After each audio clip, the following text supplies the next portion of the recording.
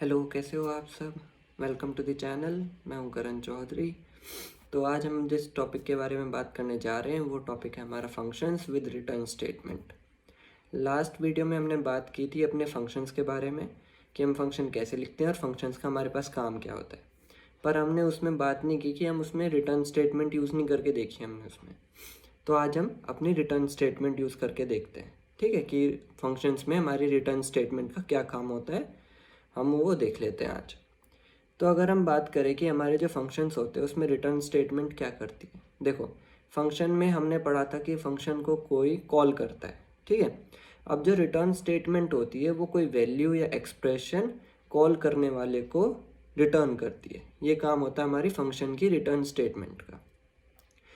तो इसमें एक और बात आती है कि जैसे ही फंक्शन में रिटर्न स्टेटमेंट एनकाउंटर हो जाएगी वैसे ही हमारे फंक्शन का एग्जीक्यूशन स्टॉप हो जाएगा वहीं पे, ठीक है। वो फंक्शन ख़त्म हो गया मतलब वहाँ पे। अब हम ये देख लेते कि हम अपनी रिटर्न स्टेटमेंट की हेल्प से क्या क्या रिटर्न करा सकते हैं। तो अगर हम देखें तो हम सबसे पहले हमारी कोई लिस्ट हो वो करा सकते हैं, डिक्शनरी करा सकते हैं, स्ट्रिंग करा सकते हैं, इंटीजर करा सकते हैं, इवन नन भी करा सकते हैं। नन मतलब कुछ नहीं, खाली। तो हम ये सब कुछ अपने रिटर्न स्टेटमेंट की हेल्प से रिटर्न करा सकते हैं अपने कॉलर को। अब इसका सिंटैक्स अगर हम देखें तो सिंटैक्स में हमारे पास सेम डेफ कीवर्ड आता है, फंक्शन का नाम आता है, पैरामीटर्स आते हैं, स्टेटमेंट आती है, फिर उसमें बाद में आता है हमारे पास रिटर्न कीवर्ड, एक रिटर्न, और उसके आगे जो हमें रिटर्न कराना है, लाइक वैल्यू करानी है जो, या फिर कोई एक्सप्रेशन कराना है वो लिख देते हैं। अब हम यहाँ पे एक छोटा सा कोड समझ लेते हैं एग्जाम्पल के तौर पे। हमने लिखा यहाँ पे कि डेफ, हमने एक ऐड करने का अपना फंक्शन बनाया जो कि दो नंबर ऐड करता है, ठीक है, ए और बी को ऐड करता है और हमारा जो रिजल्ट है उसको रिटर्न करता है। तो हमने लिखा डेफ ऐड, ऐड में हमने डाला ए बी कि भाई तू दो पैरामीटर लेना, ए लेना और बी लेना, सी में उनका सम डाल देना और सी को तू रिटर्न करा देना, ठीक है। अब मैं इसको यहाँ पे कॉल कर रहा हूँ। मैंने कॉल किया कि ऐड 2,3 और इसका जो ये वैल्यू रिटर्न करेगा वो कहाँ जाएगी, वो जाएगी मेरी सम अंडरस्कोर में, ठीक है। और मैं क्या कर रहा हूँ यहाँ पे प्रिंट कर दे रहा हूँ सम अंडरस्कोर को। अगर मैं इसको एग्जीक्यूट करा के देखूँ तो मेरे पास आंसर क्या रहा है, 5। चलो यहाँ पे वैल्यू बदल लेते हैं। यहाँ पे मान लो मैंने 2 की जगह ले लिया मैंने 3। अब क्या आ रहा है, अब आंसर आ रहा है मेरे पास 6। ठीक है भैया, ये बात समझ आ गई। तो बेसिकली ये क्या कर रहा है, ये एक इंटीजर रिटर्न कर रहा है। अच्छा, पर अगर हम अपने पिछले वीडियो की अगर बात करें उसमें हमने फंक्शंस बनाए थे तो क्या वो कुछ रिटर्न नहीं करते क्या। देखो, रिटर्न पाइथन में जो हमारे फंक्शंस होते हैं ना वो हमेशा कोई ना कोई वैल्यू रिटर्न करते हैं। पर आपने तो कहा था कि लास्ट वीडियो में कि फंक्शंस हमारे यहाँ पे कुछ रिटर्न नहीं कर रहे। वो सिर्फ समझाने के लिए था, पर पाइथन में फंक्शंस हमेशा कुछ ना कुछ रिटर्न ज़रूर करते हैं, ठीक है। अगर मैं यहाँ पे सिंपल मेरा पिछले उससे वीडियो से एक एग्जांपल ले लूँ कि मान लो मैं डेफ ऐड कर देता हूँ और इसमें मैं वापस से ए भी ले लेता हूँ और इसमें मैं कुछ नहीं करता, यहाँ पे मैं करा देता हूँ कि प्रिंट कर दो भैया आप ए प्लस बी, ठीक है। और इसको मैं यहाँ पे कॉल कर देता हूँ, मैंने करा ऐड ए कोमा बी। चलो इसको देख लेते हैं। तो इसने क्या किया, ओह मैंने ए भी तो यहाँ पे स्पेसिफाई नहीं करा इसलिए एरर दे दी। कोई बात नहीं, मैं लिख देता हूँ 2,3। अब देख लेते हैं, इसने हमें यहाँ पर आंसर दिया 5, ठीक है। पर इसमें कुछ भी हमारे पास रिटर्न स्टेटमेंट नहीं थी। मैं कैसे मान लो, मैं कहता हूँ कि ये ना आपका जो ये फंक्शन लिखा हमने अभी, ये भी कोई वैल्यू रिटर्न कर रहा होगा, पर इसमें तो रिटर्न स्टेटमेंट है ही नहीं, मैं कैसे मान लूँ। कोई बात नहीं, आप इसको ना प्रिंट करा के देख लो। यहाँ पे लिखो आप प्रिंट, और इस पूरे फंक्शन को ही प्रिंट करा के देख लेते हैं। तो अब क्या होगा, देखो यहाँ पे क्या आया, नन। इसका मतलब क्या है कि ये फंक्शन भी एक रिटर्न कर रहा है वैल्यू, जो वैल्यू क्या है हमारी नन। पर ये कैसे हो रहा है, देखो यहाँ पे कॉन्सेप्ट आता है इम्प्लिसिट रिटर्न का, ठीक है। दो कॉन्सेप्ट होते हैं, एक तो होता है इम्प्लिसिट रिटर्न जब पाइथन खुद से रिटर्न करा देती है कुछ वैल्यू, ठीक है, और दूसरा होता है एक्सप्लिसिट रिटर्न जब हम कुछ अपने वैल्यू रिटर्न कराते हैं। हम कैसे कराते हैं, हम जब अपने रिटर्न कीवर्ड का यूज़ करके कोई वैल्यू रिटर्न कराते हैं तो ये होता है हमारे पास एक्सप्लिसिट रिटर्न, एक्सप्लिसिट रिटर्न। और जब पाइथन खुद से कराती है तो उसमें क्या होता है हमारे पास, उसमें होता है हमारे पास इम्प्लीसिट रिटर्न। ठीक है, ये बात समझ आ चुकी है इतनी हमें। चलो अब कुछ और एग्जाम्पल देख लेते हैं। मान लो हमारे पास लिस्ट है, ठीक है, हमने क्या कराना है, उन दोनों लिस्ट में जितने भी एलिमेंट है ना, हमें उनका सम कराना है कि इस लिस्ट के एलिमेंट के साथ इस लिस्ट के एलिमेंट जोड़ दो। जोड़ दो कैसे, कॉन्कैटिनेट नहीं, सम वो कर दो कि अगर इसमें पहला एलिमेंट 1 है, इसमें पहला एलिमेंट 2 है, तो 1 + 2 = 3 और उसको नई लिस्ट में डाल दो। तो वो देख लेते हैं। हमने 2 लिस्ट ली, लिस्ट 1 लिस्ट 2। हमने एक थर्ड लिस्ट डिफाइन कर दिया यहाँ पे, एम्प्टी लिस्ट। हमने कहा कि आप एक लूप लगाओ, कहाँ से कहाँ तक, लिस्ट 1 पे लगा दो जितनी भी इसकी लेंथ है उस पर, और एक एक एलिमेंट यहाँ से उठाओ इन दोनों लिस्ट में से और उसको अपेंड कर दो लिस्ट 3 में सम करके, और मेरी रिटर्न कर दो लिस्ट जो मेरी फाइनल लिस्ट है। ठीक है, तो मैंने यहाँ पे 2 लिस्ट ले ली हैं और मैं यहाँ पे सिंपली अपनी तीसरी लिस्ट रिटर्न वाली ले रहा हूँ और प्रिंट करा के देख लेते हैं। इसने लिखा 5 7 9, यही सम आता है। देखो 4 + 1 5, 5 + 2 7 और 6 + 3 9। ठीक है, अब यहाँ पे एक बहुत ज़रूरी कॉन्सेप्ट आता है। देखो मैं आपको एक बात समझाता हूँ। अब आप मान लो कि मैं ना, ये वाला फंक्शन है, इसको मैं 2 मिनट के लिए हटा देता हूँ। ठीक है, इसको ही रख लेते हैं। ठीक है, अब मान लो मैं इस फंक्शन को कॉल कर देता हूँ। मैंने कहा कि मैं ना इसको सिर्फ कॉल कर रहा हूँ, पर मैं इसकी जो ये वैल्यू रिटर्न कराएगा ना, वो किसी वेरिएबल में नहीं लेता। तब क्या होगा, मैंने कहा कि 1,2 1,3 पे इसको कॉल करा दो। मैंने कॉल करा दिया, इसने क्या करा, इसने तो यहाँ 4 डाल दिया, 4 आंसर दे दिया। पर और अगर मैं इसको ऐसे कॉल कराऊँ कि भैया, अब इसको ऐसे भी कॉल करा के देख लेते हैं कि एक वेरिएबल ले लेते हैं, सम 1 ले लेते हैं और उसमें हम इसको कॉल करा कर देख लेते हैं 1 3, और अब इसको प्रिंट करा लेते हैं सम 1 को। अब क्या है, अभी भी वैल्यू 4 आ रही है, पर ये दोनों तो सेम है, तो फिर हम ऐसे क्यों लिखें, हम वैल्यू क्यों असाइन करें, रिटर्न वैल्यू। देखो IPYNB हमारी जो होती है ना, वो इंटरेक्टिव सेशन होता है। जब भी हम अपना कोड इंटरेक्टिव सेशन में चलाते हैं तो उससे ज़्यादा फ़र्क नहीं पड़ेगा। अगर आप बिना ऐसे ही, मतलब बिना वेरिएबल के आप अपने फंक्शन को एग्जीक्यूट करा रहे हो जो कि कोई वैल्यू रिटर्न करता है, तो वो आउटपुट दे देगा इंटरेक्टिव सेशन में। पर मान लो आपने आगे जाके पाइथन में और कुछ करने की कोशिश करी, आप अपनी स्क्रिप्ट लिख रहे हो। ठीक है, मान लो मैंने एक स्क्रिप्ट लिखी जो कि 2 नंबर को ऐड कराती है। ठीक है, उस केस में क्या होगा, देखो ये मैंने एक छोटी सी स्क्रिप्ट लिख रखी है, सेम वही कि ऐड फंक्शन लिया, 2 वैल्यू ऐड कराई और रिटर्न कर दी, और यहाँ पे मैंने क्या किया, ऐड को कॉल कर दिया। अब अगर मैं इसको ना रन कराता हूँ मेरे इंटरेक्टिव सेशन से बाहर, ये इंटरेक्टिव सेशन नहीं है तो स्क्रिप्ट है।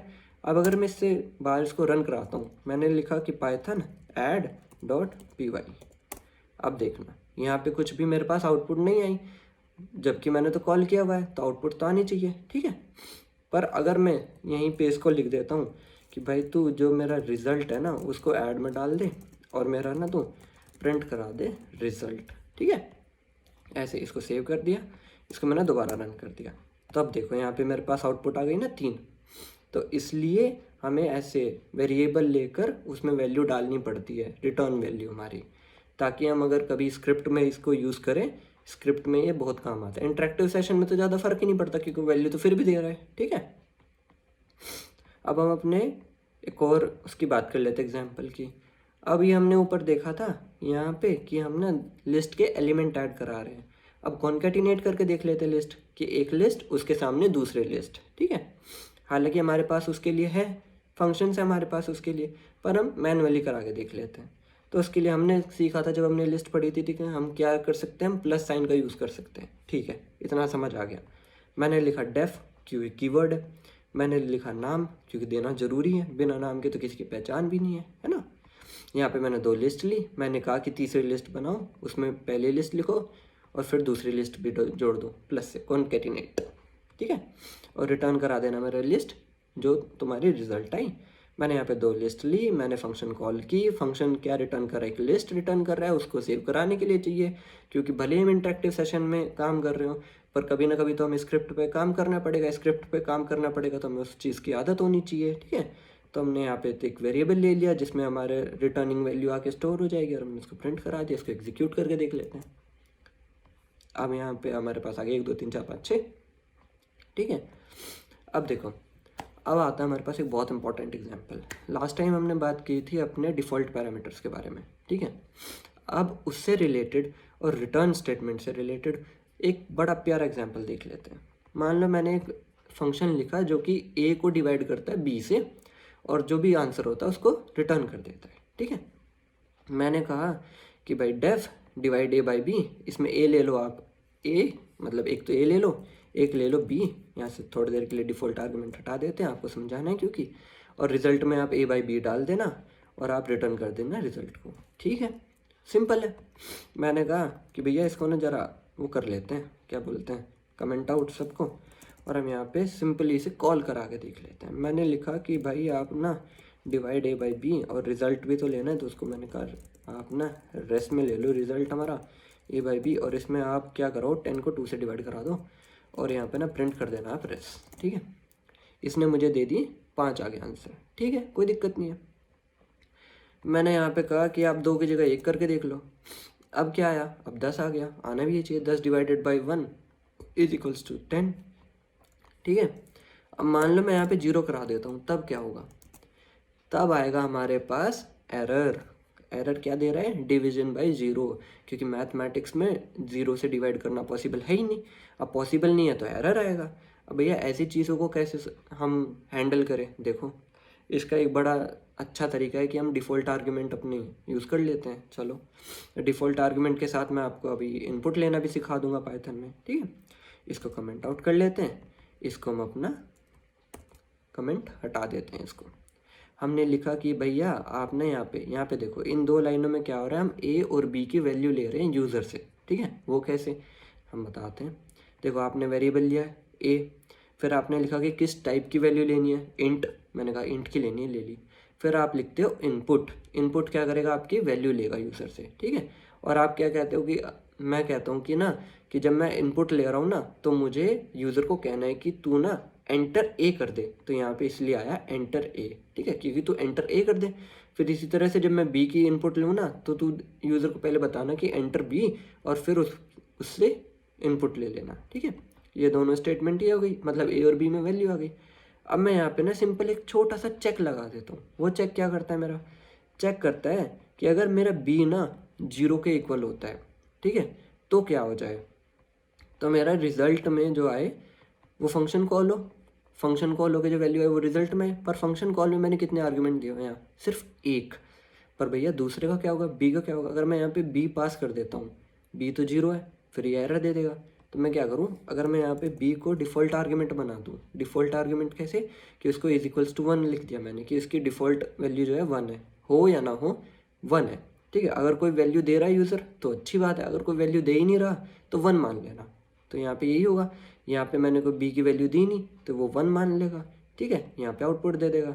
अब अगर मैं कहता हूँ कि यहाँ पे देख लो, अगर मेरा बी 0 नहीं होता तो आप अपना नॉर्मल एग्जीक्यूशन करा दो जैसे कराना था। ठीक है, अब इसको ज़रा एग्जीक्यूट करा के देख लेते हैं। यहाँ पे आया कि एंटर ए, मान लो मैंने ए दिया 10। ठीक है, फिर मैंने कहा एंटर बी, मान लो मैंने दे दिया 0। अब क्या होगा, अब देखो आंसर क्या है मेरे पास 10। क्यों, क्योंकि ये वाला केस एग्जीक्यूट हुआ होगा। ये वाला केस एग्जीक्यूट होने का क्या मतलब हुआ कि मेरी बी की वैल्यू तो गई नहीं होगी, यहाँ पे बी की वैल्यू डिफ़ॉल्ट मेरी क्या ले ली होगी, 0 1 ले ली होगी, इसीलिए मेरा यहाँ पे 10 आ गया। चलो इसको एक बार और एग्जीक्यूट करा के देख लेते हैं। मैंने कहा कि ए की वैल्यू मेरी 10 है और बी की वैल्यू मेरी 5 है। ठीक है, तो अब क्या है मेरे पास यहाँ 2। अब कौन सा केस एग्जीक्यूट होगा, एल्स वाला केस एग्जीक्यूट हुआ होगा। ठीक है, अब हमारे पास बात आती है कि ना अब तक तो हम एक ही चीज़, एक ही वेरिएबल या फिर एक ही इंटीजर, मतलब एक ही वैल्यू रिटर्न करा रहे थे। अब बात करते हैं अगर हमें मल्टीपल वैल्यूज़ रिटर्न करानी हो, वो कैसे करेंगे, चलो देख लेते हैं। तो हमने ना एक लिस्ट लेनी है, मैं समझा देता हूँ कि हम इसमें कर क्या रहे हैं। हमने एक लिस्ट लेनी है, उसका मीन, मीडियन और मोड निकाल के रिटर्न कराना है हमें एक फंक्शन से। ठीक है, हमने लिखा यहाँ पे एक लिया हमने डेफ कीवर्ड, एक हमने फंक्शन बनाया डिस्क्राइब लिस्ट, उसमें हमने एक इनपुट लिस्ट ले लिए। ठीक है, हमने लिखा कि mean is equals to st.mean और इनपुट लिस्ट। अब भैया ये st और मीन, st और मीडियन, st मोड, ये कहाँ से आ गए, देखो हमारे पास पाइथन में एक लाइब्रेरी होती है स्टैटिस्टिक्स। ठीक है, और पाइथन में हम लाइब्रेरी इंपोर्ट कैसे करते हैं, लाइब्रेरी को जोड़ते कैसे हैं, ऐसे हम लिखते पहले इंपोर्ट, फिर लिखते हैं हम अपनी लाइब्रेरी का नाम। और अगर मुझे इसे, मैं चाहता हूँ ना स्टैटिस्टिक्स तो बहुत बड़ा नाम है, मैं तो इसको शॉर्ट में रिप्रेजेंट करना चाहता हूँ, तो मैं लिखता हूँ एज और जो भी मैं शॉर्ट में नाम उसका रखना चाहता हूँ वो मैं लिखता हूँ ST, तो मतलब कि मैं स्टैटिस्टिक्स को अब से ST बोलूँगा अपने इसमें, ठीक है, कोड में। तो उसके अंदर एक फंक्शन होता है मीन, जो कि आपकी लिस्ट का मीन दे देता है। इसी तरह उसके अंदर एक फंक्शन होता है मीडियन, जो कि आपकी लिस्ट का मीडियन दे देता है। और उसके अंदर एक फंक्शन होता है मोड, जो कि आपकी लिस्ट का मोड दे देता है, ठीक है। ये काम करता है। तो हमने यहाँ पे कुछ नहीं लिया, हमने कहा कि एक वेरिएबल बनाओ मीन, और यहाँ पे st.mean से मतलब स्टैटिस्टिक्स में जो मीन फंक्शन है उसमें हमने एक लिस्ट पास करी है जो हमारे पास लिस्ट आई थी, और उसका मीन इस मीन में स्टोर हो जाए। फिर हम ऐसे मीडियन में और ऐसी मोड में, और हम यहाँ पे रिटर्न क्या कर रहे हैं कि भैया पहले तो आप रिटर्न करो मीन, फिर आप रिटर्न करो मोड, सॉरी मीडियन, फिर आप रिटर्न करो अपना मोड, और ये कैसे कॉमा सेपरेटेड कर दो। सिंपल। अब अगर हम यहाँ पे देखें कि हमारे पास इनपुट लिस्ट हमने ली थी, 10 तक के नंबर ले लिए। अब यहाँ पे बात आ गई कि आपने यहाँ पे रिटर्न तो करा दिए, ठीक है, मल्टीपल वैल्यूज़, पर हम जब इसको जहाँ पे कॉल कर रहे होंगे वहाँ पे कैसे लेंगे? वहाँ पे बड़ा सिंपल है, जैसे यहाँ पे रिटर्न कराए वैसे ही वहीं पे ले लो। यहाँ पे कैसे ले कराए? Mean comma median comma mode ऐसे, तो वे यहाँ पे भी कॉलिंग वाले टाइम पे भी इसको ऐसे ही ले लो। यहाँ पे variables mean comma median comma mode, और उसमें हमारा फंक्शन डाल दो, फिर ऐसे इज इक्वल्स टू जो भी इसको रिटर्न कर रहा होगा फंक्शन वो डाल दो। डाल दिया, यहाँ पे इनपुट दे दी, और इनको प्रिंट करा के देख लेते हैं। हमारे पास आ गई 0.5, 5.5 और 1, बस। अब इसमें एक टॉपिक आता है हमारा कि शॉर्ट सर्किटिंग, ठीक है। मान लो हमारा कोई लूप चल रहा है और वो शॉर्ट सर्किट हो गया। इस बात से क्या कहने का क्या मतलब है? देखो, हम ये तब बोलते हैं जब हमारा लूप चलते चलते ना बीच में हमारा कोई लूप चल रहा है और कोई रिटर्न स्टेटमेंट एनकाउंटर हो जाए ना, तो उस कंडीशन को हम बोलते हैं अपना शॉर्ट सर्किट, ठीक है। तो मान लो हमारे पास ना एक लिस्ट है जिसमें हमारे 0 और 1 है, ठीक है। 0 और 1 की वो लिस्ट है, उसमें बहुत सारे 0 बहुत सारे 1 है। हमें करना क्या है? हमें करना है कि ना जैसे ही हमारा पहला 1 एनकाउंटर हो, उस 1 के इंडेक्स रिटर्न कर दो, और अगर हमारा 1 एनकाउंटर होता ही नहीं तो आप -1 रिटर्न कर देना, ठीक है। मैंने यहाँ पे एक फंक्शन बनाया डेफ। डेफ में मैंने लिखा फाइंड फर्स्ट 1, नाम दे दिया अपना। मैंने यहाँ पे एक लिस्ट ले ली है, ठीक है। मैंने एक लूप लगा दिया जो कहाँ तक चलेगा? लेंथ ऑफ लिस्ट तक चलेगा, ठीक है। मैंने कहा कि अगर लिस्ट की आई पोजीशन, मतलब जब भी मेरी लिस्ट की आई पोजीशन इक्वल्स 1 हो जाए तो आप ये क्या करो, यहाँ से रिटर्न 1 कर देना। और अगर ये पूरा लूप ख़त्म हो जाता है और आपको ऐसा कोई कंडीशन मिले ही ना, तो आप रिटर्न -1 करा देना, ठीक है। तो ये कंडीशन क्या हुई हमारे पास? ये हमारे पास हो गया शॉर्ट सर्किट, ठीक है। शॉर्ट सर्किट हो गया हमारे पास यहाँ पे लूप का। क्यों? क्योंकि हमारा लूप तो चल तो रहा था, पर वो बीच में बंद हो गया। किसकी वजह से हुआ? रिटर्न स्टेटमेंट की वजह से। एक और हमने चीज़ देखी थी कि हम लूप को कैसे तोड़ सकते हैं, ब्रेक की हेल्प से। पर हम यहाँ पे किसकी हेल्प से कर रहे हैं? यहाँ हम कर रहे हैं अपने रिटर्न की, ठीक है। तो हमने यहाँ पे एक लिस्ट डिफाइन कर ली अपनी, और हमने यहाँ पे क्या लिया?